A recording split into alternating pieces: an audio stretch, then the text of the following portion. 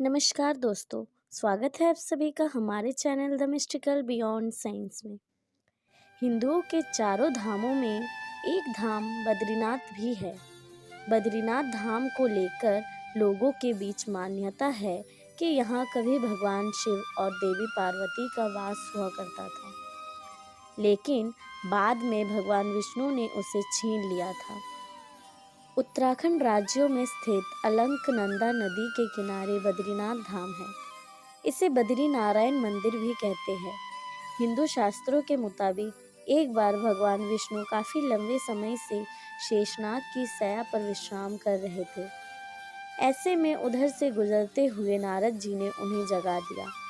इसके बाद नारद जी उन्हें प्रणाम करते हुए बोले कि प्रभु, आप लंबे समय से विश्राम कर रहे हैं, इससे लोगों के बीच आपका उदाहरण आलस के लिए दिया जाने लगा है। यह बात ठीक नहीं है। नारद जी की बातें सुनकर भगवान विष्णु ने शेषनाग की सैया को छोड़ दिया और तपस्या के लिए एक शांत स्थान ढूंढने निकल पड़े। विष्णु जी हिमालय की ओर चल पड़े। इस दौरान उनकी नज़र पहाड़ों पर बने बद्रीनाथ पर पड़ी। विष्णु जी को लगा कि यह तपस्या के लिए अच्छा स्थान साबित हो सकता है। तभी विष्णु जी उस कुटिया की ओर गए तो देखा कि वहां पर भगवान शिव और माता पार्वती विराजमान थी। यह कुटिया उनका घर था। इसके बाद विष्णु जी इस सोच में पड़ गए कि अगर वह इस स्थान को तपस्या के लिए चुनते हैं तो भगवान शिव क्रोधित हो जाएंगे।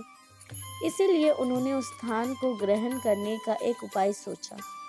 विष्णु जी ने एक शिशु का अवतार लिया और बद्रीनाथ के दरवाजे पर रोने लगे। इस दौरान बच्चे के रोने की आवाज सुनकर माता पार्वती का हृदय द्रवित हो गया और वह उस बालक को गोद में उठाने के लिए बढ़ने लगी।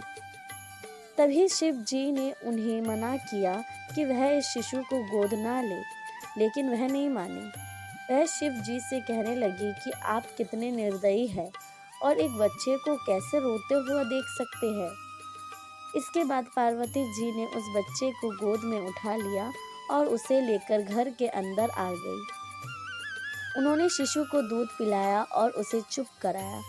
बच्चे को नींद आने लगी तो पार्वती जी ने उसे घर में सुला दिया। इसके बाद शिव जी और पार्वती जी पास के एक कुंड में स्नान करने के लिए चले गए। जब वे लोग वापस आए तो देखा कि घर का दरवाजा अंदर से बंद था। इस पर पार्वती जी ने उस बच्चे को जगाने की कोशिश करने लगी तो शिव जी ने मना कर दिया। उन्होंने कहा अब उनके पास दो ही विकल्प है, या तो यहाँ की हर चीज़ वो जला दे या फिर यहाँ से कहीं और चले जाए। शिव जी ने पार्वती जी से यह भी कहा कि वह इस भवन को जला नहीं सकते हैं, क्योंकि यह शिशु उनके बहुत पसंद था और प्यार से उसे अंदर सुलाया था।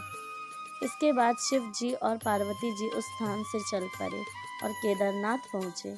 वहाँ पर उन्होंने अपना स्थान बनाया। वही तब से यह बद्रीनाथ धाम विष्णु जी का स्थान बन गया। तो दोस्तों, कैसी लगी आज की हमारी कहानी? कमेंट करके ज़रूर बताइए। लाइक, शेयर एंड सब्सक्राइब कीजिए हमारे channel the mystical beyond science को। भगवान आप सभी की इच्छाओं को पूर्ण करे। हरे कृष्ण।